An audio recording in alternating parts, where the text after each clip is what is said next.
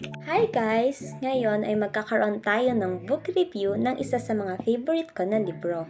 Today, let's look at the chapter 1 of the book, I Love You by Martin Borrow to find out the real meaning of love. Sabi sa book, every good thing God made, the devil made a counterfeit. At ang counterfeit ng love ay infatuation. Akala natin kapag may butterfly sa stomach at grabe yung kilig ay love na. Pero paano nga ba natin malalaman ang totoo at ang fake? Here are the 3 signs to help you check your relationship.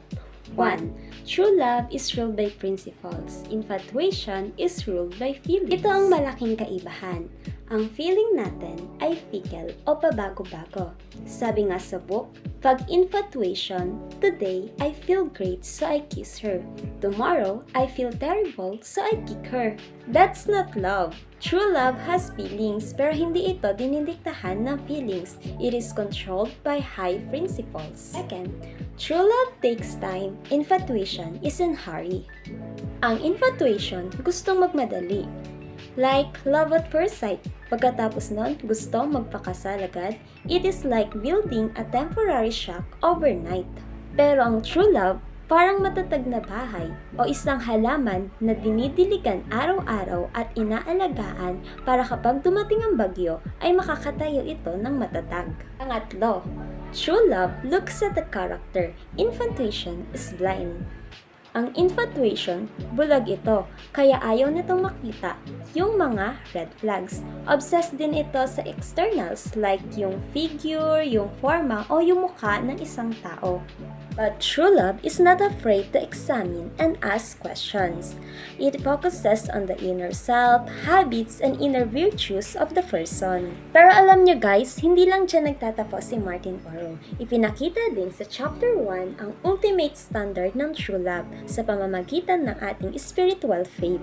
Nabanggit sa libro yung isang sikat na love story sa history. Si King Edward VIII ng England, iniwan niya ang kanyang trono at korona para lang makasama at pakasalan ang isang ordinaryong babae. Mapapasabi talaga tayo ng, wow, ang sweet at ang galing ng kanyang pag-ibig. Pero sabi ng author, meron pang love na mas hihigit doon. Jesus becomes the greatest lover nung iniwan niya ang kanyang trono at korona sa langit upang iligtas tayo. Doon sa Golgotha, carried by unselfish love, ay tiniis niya ang hirap para sa atin. That is the ultimate feature of true love. It is completely selfless and unconditional. Sabi nga sa book, real love comes from God and Christ is the demonstrator of it. Kaya kung gusto natin matuto kung paano magmahal ng totoo, kailangan muna natin tignan kung gaano niya tayo minahal. Isa sa mga gusto kong line dito sa libro ay, while infatuation is a human pit, true love is a divine ladder. Sa infatuation, nahuhulog ka na lang daw bigla na para bang nakapiring ang iyong mga mata.